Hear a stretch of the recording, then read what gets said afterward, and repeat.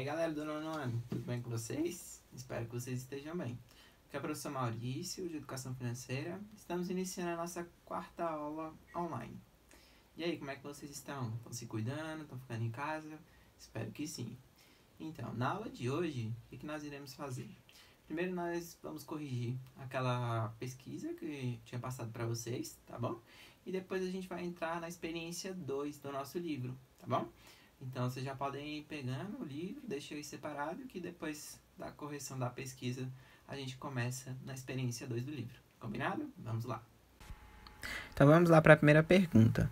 Quais foram as cidades que foram sede da Casa da Moeda desde a sua fundação? Então, vocês podem acompanhar aí que foram Salvador, Recife, Minas Gerais e Rio de Janeiro.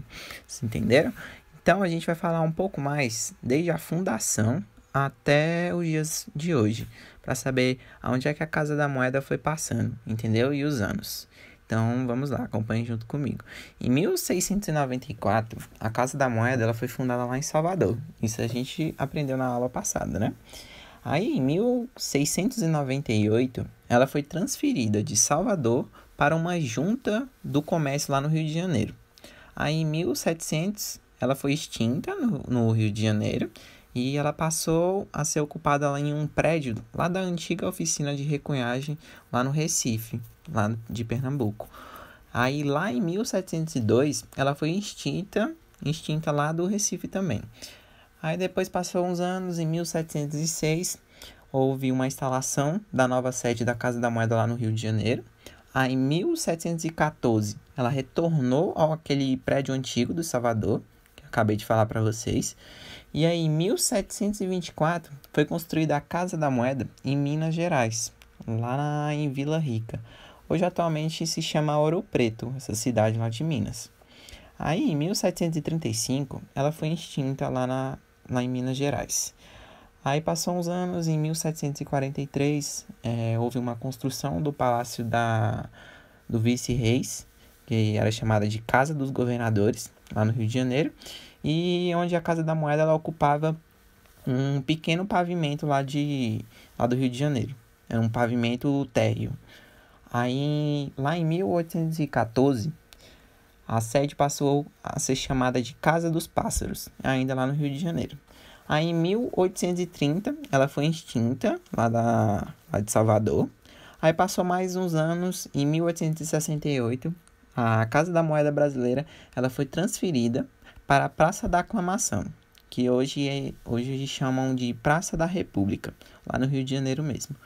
Aí, chegando ao fim, em 1984, que está até os dias de hoje, né? Então, ela está lá no distrito de Santa Cruz, que fica lá no Rio de Janeiro, tá bom? Então, desde 1984 até os dias de hoje, não houve nenhuma mudança. Ela está lá nesse mesmo lugar.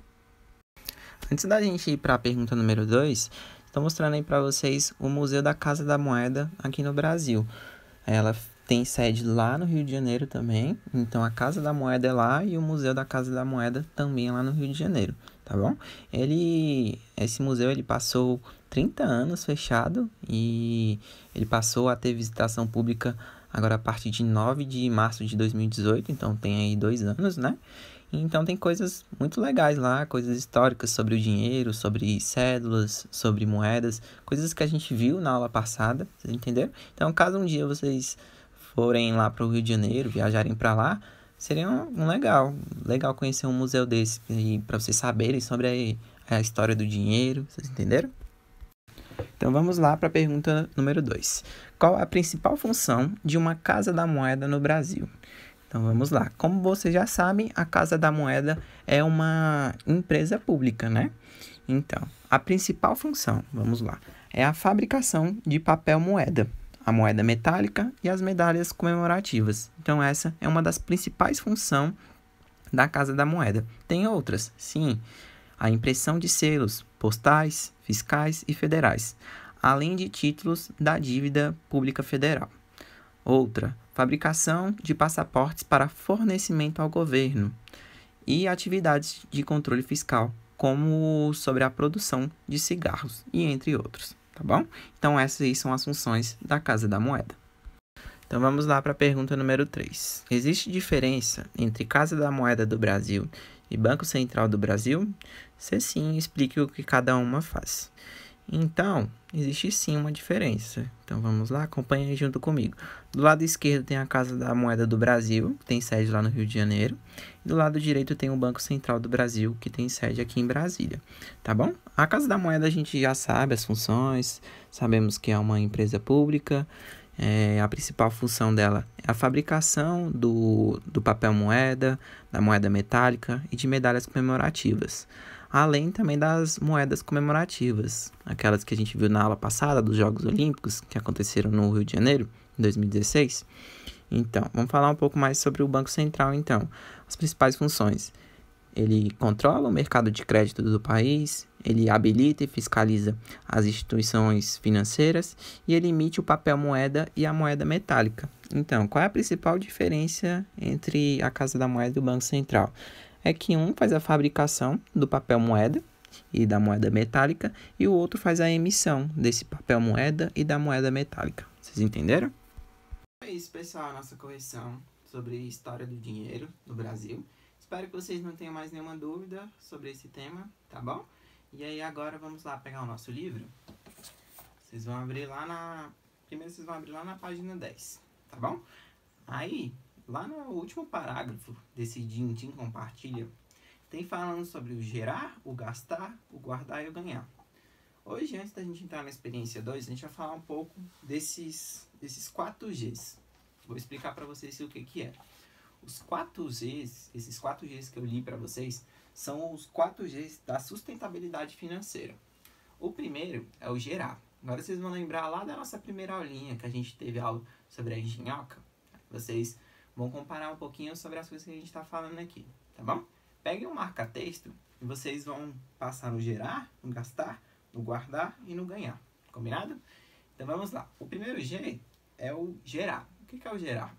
Gerar é quando você possui um salário ou você recebe uma mesada, entendeu? Você recebe uma mesada do pai ou da mãe de vocês ou de outra pessoa da família. O gastar é quando o quê? É quando a gente começa a ter o nosso dinheiro e começa a gastar durante o mês, entendeu? Aí tem duas possibilidades.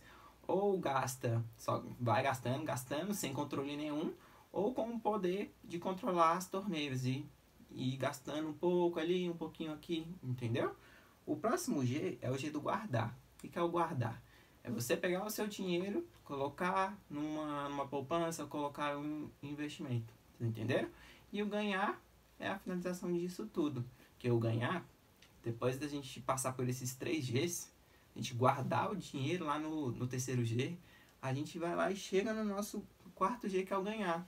A gente ganha o nosso dinheiro. É um dinheiro que volta pra gente lá no início do outro mês. Porque a gente investiu dinheiro, lembra? A gente guardou. E aí esse dinheiro rendeu juros lá dentro da poupança. E acabou que no próximo mês a gente vai ter mais dinheiro do que se a gente tivesse só pegado o dinheiro, saído gastando, ou não tivesse colocado numa poupança. Vocês entenderam? Então, esses são os 4 Gs da sustentabilidade financeira. Então, vocês vão ver ele durante todo o livro também, tá bom? Aí agora, vocês vão abrir lá na página 11, na experiência 2. Propostas e decisões. Acompanhe aí a leitura junto comigo. Você toma decisões diariamente? As pessoas à sua volta tomam decisões sempre iguais às suas? Algumas decisões que toma afetam também a vida de outras pessoas? Quando convivemos, estudamos e trabalhamos como outras pessoas, estamos decidindo e negociando, seja na hora de escolher o que e aonde comer, ou o que fazer nas férias, a que hora sair, em que prazo entregar os trabalhos, entenderam? Então agora a gente vai ler essa historinha aí da Paula. Conheça a história a seguir e ajude a Paula a tomar decisões. Paula sempre foi muito estudiosa, gosta de ajudar as pessoas, estudou medicina e é bem relacionada. Hoje trabalha em 3 hospitais. Deixa os filhos na creche ou em casa com a babá. Muitas vezes, quando está dormindo, recebe telefonemas de urgência para voltar ao trabalho e socorrer alguém. Na semana passada, ela foi convidada para conhecer um novo medicamento que promete as curas, mas ainda não foi testado nos humanos. É um produto caro e os vendedores fizeram a seguinte proposta a ela: você recomenda esse remédio para seus pacientes e lhe daremos R$ 100 por cada frasco vendido. Você atende, em média, 40 pessoas por semana. Assim, ganharia pelo menos 4.000 a mais por semana e somaria 16.000 no mês. Assim, dobraria sua renda. O que acha? Então vamos lá. Essa foi a história então da Paula, uma pessoa que estudou muito, né? Fez aí o curso dela de medicina e hoje em dia ela é uma médica e trabalha em 3 hospitais e possui a sua família. Mas sua família ela meio que deixa de lado e só foca no trabalho, né? Chega em casa às vezes e até volta pro hospital de madrugada. E aí, vendedores que conhecem ela, que quiseram vender um medicamento que custa muito caro, né? E aí, mas ele nunca foi testado em humanos. Então, corria um pouco de risco isso, né? Então, a Paula tem a possibilidade de aceitar ou não. E agora, nas perguntas, a gente vai responder e vamos discordar ou concordar com algumas coisas que a Paula pode aceitar ou não. Vocês entenderam? E agora, o que vocês vão fazer? Vocês vão pausar o vídeo e aí vocês vão fazer as perguntas da página 11 e 12, do exercício 1 até o 7, tá bom? Repetindo, páginas 11 e 12, exercícios 1 até o 7. E aí, quando vocês terminarem, vocês vão lá e dão um play no vídeo pra gente fazer a correção, tá bom? Então, boa sorte pra vocês. Se tiverem alguma dúvida, aguardem. Aí, quando vocês derem um play no vídeo, a gente entra na correção, tá bom? Então vamos lá, pessoal. E aí, conseguiram terminar a atividade? Espero que sim. Para quem ainda não terminou, dá a pausa aí no vídeo, porque não está no momento de acompanhar ainda, tá? Então vamos lá para a primeira pergunta. O rendimento a mais que ela poderia lhe dar possibilidade de abrir mão de um dos empregos e passar mais tempo com a família? Sim, né? Então, caso ela aceite essa proposta, o que ia acontecer? Ela ia abandonar um dos empregos, que não tinha necessidade de ela ficar, presta atenção, ficar em 3 empregos. Ela vai ter uma renda a mais aí de 16.000 por mês, né? Que aí a gente faz a multiplicação, que é cada frasco R$ 100, né? Por semana, ela atende 40 pessoas. Então, 100 vezes 40, R$ 4.000 que ela vai receber por semana. E por mês, 4 semanas. 4.000 vezes 4, 16.000, tá vendo? 16.000 por mês é muita grana, né? Então ela ia deixar, ela podia abandonar um dos empregos e aí sim ela ia dar mais atenção para os filhos dela e para as outras pessoas da família dela. Entenderam? Que ela ia trabalhar um pouco menos e ia ter tempo para a família. Número 2. Ter mais tempo livre com os filhos seria importante para a Paula? Sim, né? Por que seria importante? Porque o trabalho deixa ela muito cansada, deixa ela emocionalmente muito abalada, fisicamente também. Porque quando ela trabalha de médica, ela vê de tudo, né? Ela vê até pessoas morrendo, entendeu? Então, ver uma pessoa morrendo para uma médica deve ser bem difícil também. Mesmo que ela já esteja acostumada, né? Os médicos, eles são acostumados com isso já, porque eles trabalham durante o ano e eles estudam para isso também, né? Para conseguir salvar vidas, mas tem hora que eles não conseguem salvar as vidas. Então, ela teria um tempo para a família dela, seria muito importante. Não só trabalhar, ficar se desgastando.